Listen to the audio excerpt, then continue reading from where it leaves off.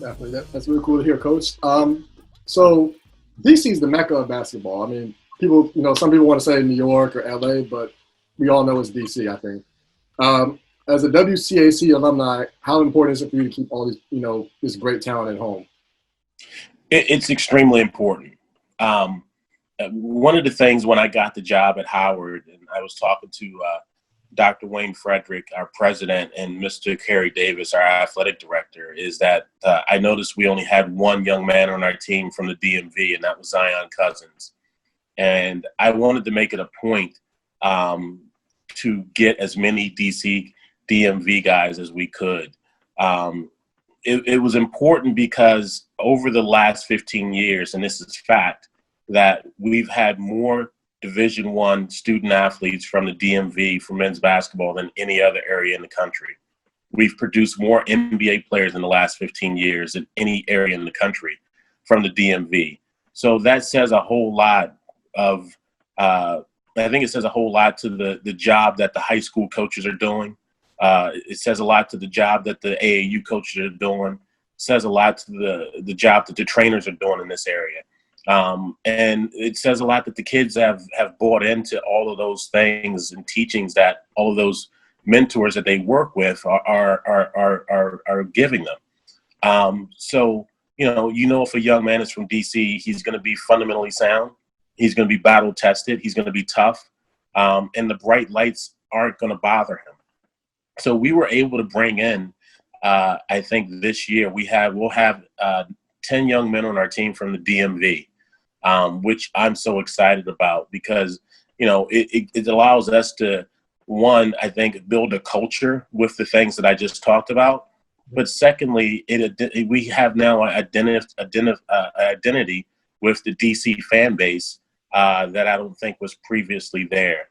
And we'd love to be DC's team. It's such an important part of our fabric in the DMV that, if we can keep these young guys home, we know they know how to play. We know they can compete and keep the culture about basketball, which is really important for us. So that's sort of like the Georgetown of, this era, I guess, if that makes sense. Absolutely. No, that's a great point. And part of growing up in DC and seeing what Coach John Thompson has done or did at Georgetown, it's a little bit of the same blueprint in terms of the type of talent. DC, Maryland, Virginia, Baltimore, because Baltimore is its own separate country. So we got to it's DMV and Baltimore. And but it's the same culture that's over in Baltimore. You got battle tested guys. You got guys that have played a lot of basketball. You have great coaches over there and great grassroots programs. So it's like DC, Maryland, Virginia, Baltimore.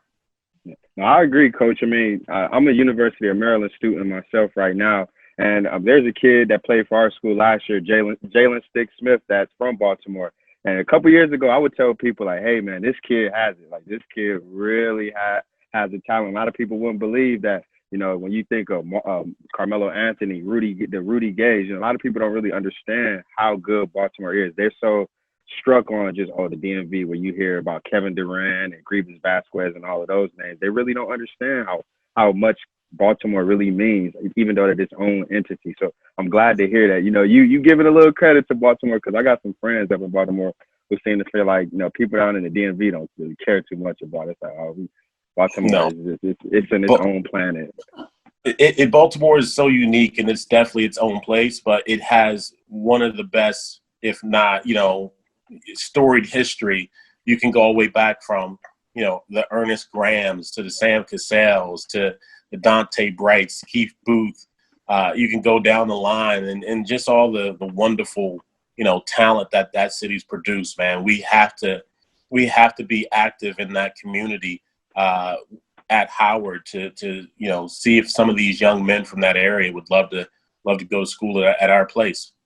Absolutely. Well, Coach, last year, I mean, you were this past season. You remember me and Mark Gray. We did a lot of your games for Sirius Satellite HSRN, and I mean, the season didn't turn out exactly how you wanted it. But I'll say this, Coach, you guys played 10 times better than what the records say. It was a lot of games that I watched where you guys would be down big and would come back within the second half and fight to the end. How would you kind of rate your first year at Howard? What would you say your first year at Howard was like? Well, I think part of it is this. I was the second to last Division I coach hired in America last year. When I got the job, we had over 50 points either graduate or transfer out. So I started, our program climbing uphill from the beginning. I knew that from my conversation with Dr. Wayne Frederick, and he kind of, laid out how he wanted our program to be built, which I was completely in agreement with. It was going to be a rebuild from the start. We brought in freshmen. We didn't do the grad transfer thing, which we could have done, and kind of bridged it probably a little bit faster. But it was important to get good kids that are from good programs and from good families and to start building the culture. So I didn't think it was going to be sweet. I didn't think it was going to be easy. And I think as we kind of gotten through the season a little bit, we got better and better every single day. We could lose by 20, and I still saw signs of us improving in certain areas. We can lose by 30. And I was like, I tell our guys after the game, I'd be like, hey, we got better today. And they were down, and they're probably looking at me like, dude, we lost by 30. And I'm like, but we were able to, be more efficient offensively. We had more assists this game. We had less turnovers. There were just certain, areas in the game where I just saw us improving and getting better every day. And then when we got to the end of the season, we won 2 of our last 4, which for us was huge because we had a streak of losing 17 in a row. I felt really good about I think our progress that we made throughout the year. And I think really getting the program to a point where, moving forward, guys understand what they are going to be required to do from my point of view. Well, one of my favorite players from the team last year, excluding, C.J. Williams, excluding him, one of my favorite players last year on the team was Wayne Bristol Jr. I feel like Wayne Bristol Jr. had that it factor on him, that factor where if you really needed him to step up and be a leader of the team, I think he kind of has that in him. Is there anything kind of from last season that you're planning on taking to this season to kind of take to a greater height and take this team where it really should be? Yeah, I think one of the things we did last year that I really loved is we shot the ball really well. We were one of the top 100 three-point shooting teams in the country, which, is an incredible stat. I am a believer of analytics. We do a speaker series, and, during this period right now, the pandemic, and last night we had Jessica Gelman, who is the head of the Sloan Analytics Conference, and also she's the head of analytics at with Robert Kraft in the Kraft Group.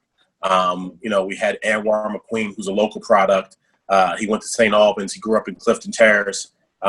He does something called TEAM, which basically teaches young men or people of color and women how to code and how to basically use analytics. And he's worked with over 90 different people that are now in the NBA or some front office and major sports. So we are very heavily in analytics. And I think the ability to shoot the 3 ball is something that we're going to do even more. We have Kyle Foster coming back, who shot it at a very nice clip. Nate Garvey, I think, was probably, a surprise to many Howard people that's followed the program in the past. Wayne Bristol Jr., he has a freshman and 40% from the 3. And then bringing in the kind of recruits we brought in this year, all of those guys can really, really shoot the cover off the ball. So you can see us, I think, expanding and utilizing the 3-point line as a weapon even more next year than we did this year. So kind of piggybacking off that 3-point shooting and, the progress you made during the season, can you talk about the importance of and the significance of getting your first win at Hampton? It's a hostile environment down there. Those Hampton folks, they don't really like the Howard people too much. You talk about that and what it meant to you. It meant everything, to be honest with you. I knew that at the time it was like an 18-game losing streak. And, growing up in Washington, D.C., if you're conscious to, HBCU sports, that HU rivalry between Hampton and Howard is real. I was very fortunate enough to play in a number of rivalry games. If it was at Duke with Duke and Carolina, or it could have been DeMatha with, DeMatha and Curl at the time that had Lawrence Moten and Charlie Harrison, or DeMatha and Gonzaga with the Robert Churchwell and Lamont Morgan. So the first thing I did when I got there is I wanted to know what was the record between Howard and Hampton during that period of the last tenure of the coach that was there. So when I found out it was like 0-18, I made a point to emphasize that, periodically to our team, just so we can start to think about it. And, the week leading up to the game, there were some things that we did to try to make practice a little bit more intense, because in rivalry games, they're played differently, and they should be played differently. They're a little bit more physical. They're a little bit more intense. The concentration needs to be better. And for that one game at that one particular time, our guys just locked in and did an unbelievable job that night. So super proud that, that was my first win against those guys. And happy for our guys that they did such a wonderful job that night. Definitely sounds good. I mean, it was great to see that, especially in person. And because I was interning actually at the MEAC, so I got to kind of hang my hat on that, at least for the next couple of weeks with all the Hampton folks down there. So we definitely appreciated that so much. So with everything going on in the world right now, it's kind of crazy times. Like, how do you see college basketball returning in October, November? It's a great question. If I gave you an answer today, my answer will probably change next week with the information that we're getting. I've kind of taken the approach of, trying to look at it a number of different ways. I've even looked at a model of we have our normal traditional schedule, right, of what our non-conference games are on schedule. That's the actual real schedule for 2021.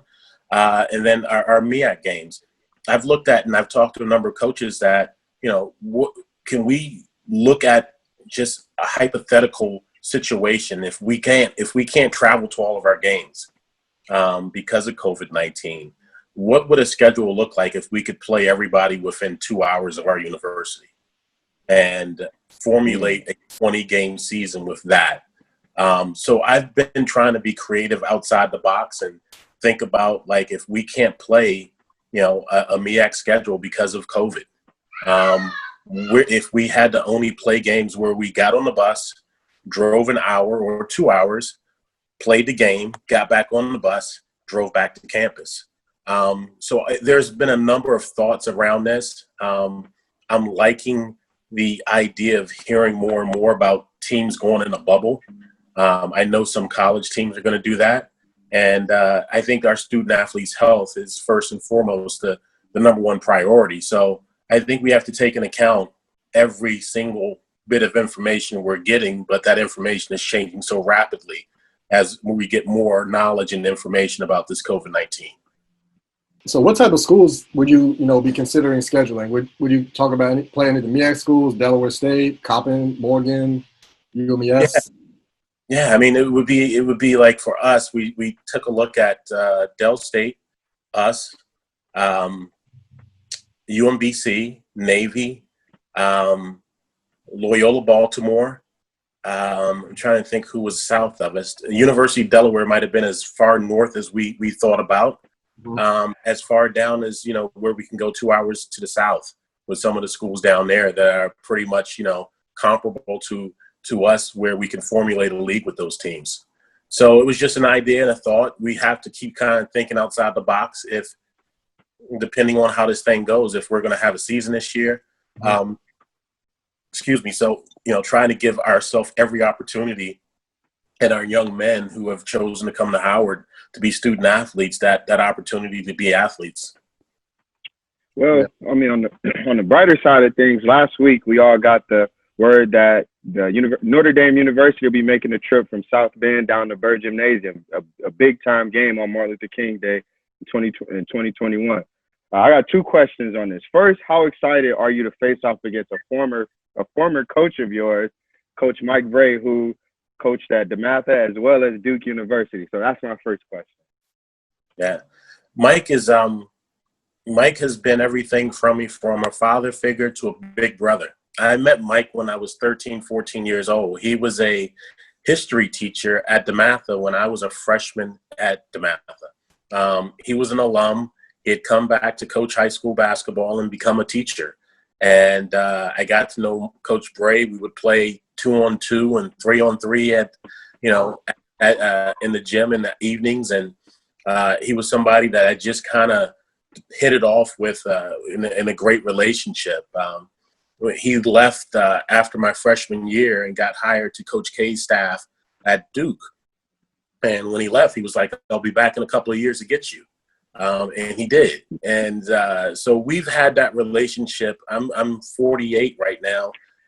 So we've had that relationship, man, for 34 years where, like I said, he's been a father figure to me and a big brother, a friend. And now, we're both, he's been a head coach for a long time. I'm a head coach. And, so it's going to be neat. A lot of people won't want to face a guy who's a mentor. But for me, I'm excited to face him so I can show him all of the wonderful lessons that I learned from him and kind of apply them to what we're doing at Howard. So I'm looking forward to the actual game and competing against Notre Dame and coaching against Coach Bray. I thought last year Yale was a pretty big game. I covered the Yale game, and that was pretty big for me to be able to see a team like that come into Burr Arena. But my next question is, do you think that with Notre Dame coming into such a smaller arena at Burr Gymnasium, do you think that'll allow other Power 5 schools to kind of make that leap of going into smaller schools like maybe Morgan State or the Coppins or North Carolina Central or even SWAC schools? Do you see that happening as a trend in the future? I don't know if it's going to be a trend. I've been trying to get local schools. I've called all the local schools in D.C. and to see if they have any interest in coming over to the Burr, and none of them do at this point in time. I think it takes a unique person with a vision and a understanding about education to bring their team over to Howard, to be quite honest with you. And Coach Bray understands that bringing his PWI, one of the greatest higher educational brands, into a HBCU in Washington, D.C., but not just any HBU, Howard University, which has so much history and tradition, as an educational opportunity for his student athletes.